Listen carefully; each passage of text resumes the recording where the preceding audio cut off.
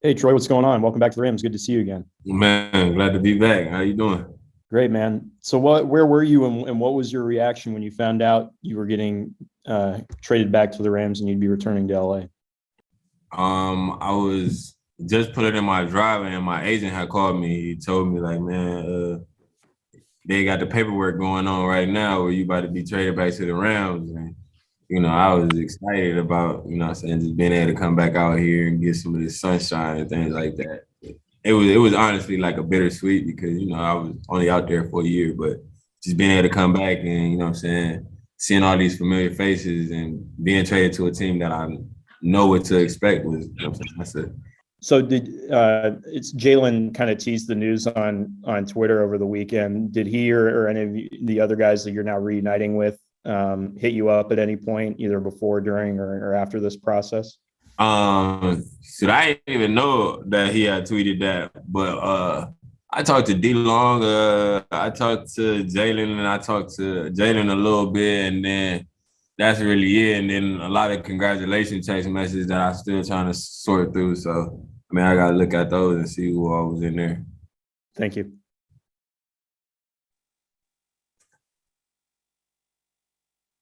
Great. Hey, Troy, welcome back, man. Thank you.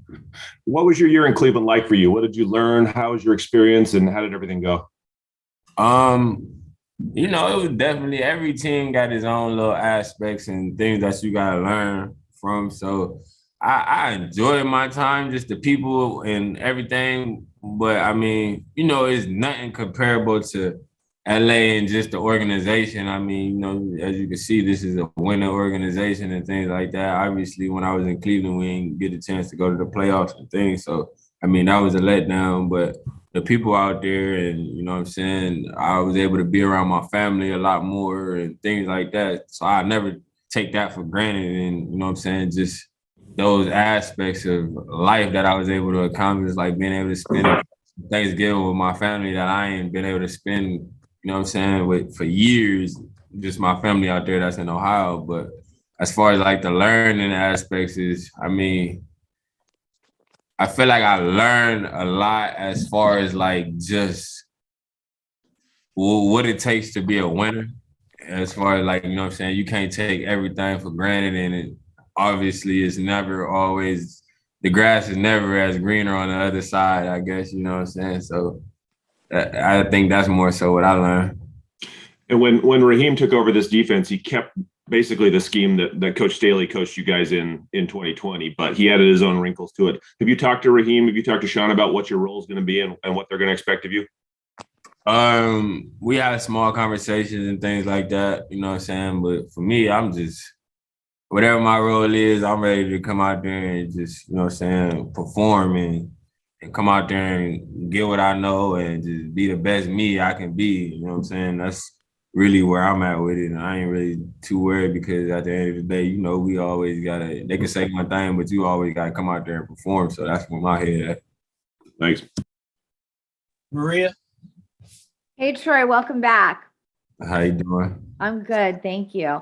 I was going to kind of have you elaborate a little bit. Did you talk to Les first or Sean, and just what were those conversations like in the last few days? I talked to my agent first, and then I got a chance to talk to Coach McVay when it all happened. So once my agent told me, and I ended up getting a call from the Browns from Andrew Berry. He called me and he kind of let me know, like, you know what I'm saying, this is what it is. We got an opportunity where, you know what I'm saying, we don't really want it to happen, but this is the opportunity. And then I got on the phone with Sean McVay. And Coach McVay, he was kind of like, you know what I'm saying, he was excited. I was excited too, just, you know what I'm saying, knowing like I'm coming back. And after they just won that Super Bowl, I mean, it's up for me. I'm excited about just being out here and things like that. So I was able to talk to McVay a little bit before I talked to Les. I don't think I talked to Les yet. Okay. All right. Thank you so much. Welcome back. Thank you. Jesse. Hey, Troy. Good to see you again. You mentioned the Super Bowl. What was it like for you that the 1 year you go away, the Rams win the Super Bowl? I mean, it was cool, like you know what I'm saying, just be able to see everybody go out there and, you know what I'm saying, enjoy that moment that they got, you know, because, I mean, I was happy for them. And just knowing that, you know what I'm saying, all the work that they put in and things like that, that they was able to accomplish that goal, you know what I'm saying? But it was a little tough on the other end too, because it was like, you know, it's always that coulda, woulda, shoulda type of thing. But I mean, like I say, I was excited for them though. Yeah, I'm sure one thing the Rams love having back is your big play capability. I think you led the league in 2020 in non-defensive touchdowns. What was it that made that happen that year? You know, returned two interceptions and one fumble for touchdowns. I mean, shoot, God first, you know, I got to give it to God first. God put his hand on me. And then after that, I mean, we just put the work in. And, you know, when we had players in our secondary, everybody was capable of making plays. It was like, you don't want to be the weak link. So, I mean, that's kind of where my mindset was at. And I always felt like once the ball in my hand, I could do something with it too. So, I mean, that was kind of a tribute to that too. Mm-hmm. Thank you. Gary? Hey, Troy, good to see you again. Sean McVay the other day said that distance makes the heart grow fonder in terms of, I'm just curious if you felt the same way about the Rams. Yeah, I mean, I definitely did. Even when I was in Cleveland, I always found myself like trying to compare things to how it was done over here in LA. I mean, which was like, I don't know if it was me more so just trying to compare it as far as like, this is what a winning program do, or, you know what I'm saying, if I was just missing, you know what I'm saying, everything that was happening over here. So, I mean, I feel like that's an accurate quote.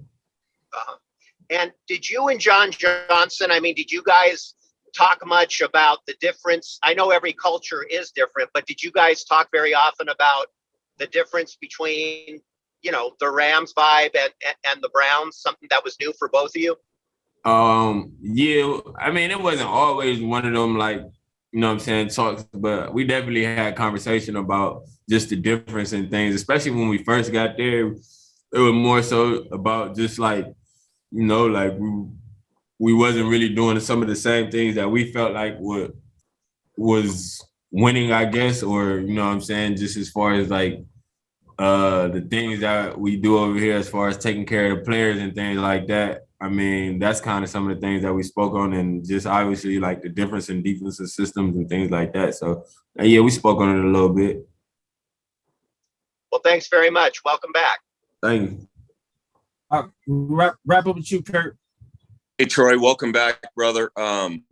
Jalen posted this weekend how awesome it was to have you back, but I'm curious if you haven't mentioned this already. Are you going to ask for your number 22 back from Jalen?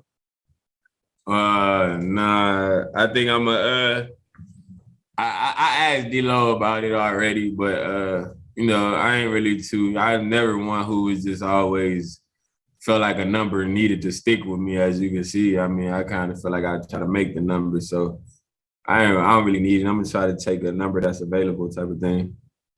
And just to kind of tie a bow around what Gary was saying about when Sean said absence makes the hearts fonder, it's so rare in the NFL to see this type of trade where a guy leaves and just a year back they make a deal to bring him back. Does that motivate you in this offseason in any way? I mean, to be honest, just the whole fact of me getting traded I was already motivated from last season, but just me being traded, you know what I'm saying, especially for like a fifth round pick, like, I mean, I feel some type of way. I feel disrespected. I'm definitely motivated, and just being able to, you know what I'm saying, come out and show what I can do and you know what I'm saying, prove people wrong and things like that. I'm definitely coming out and playing with a chip on my shoulder for sure.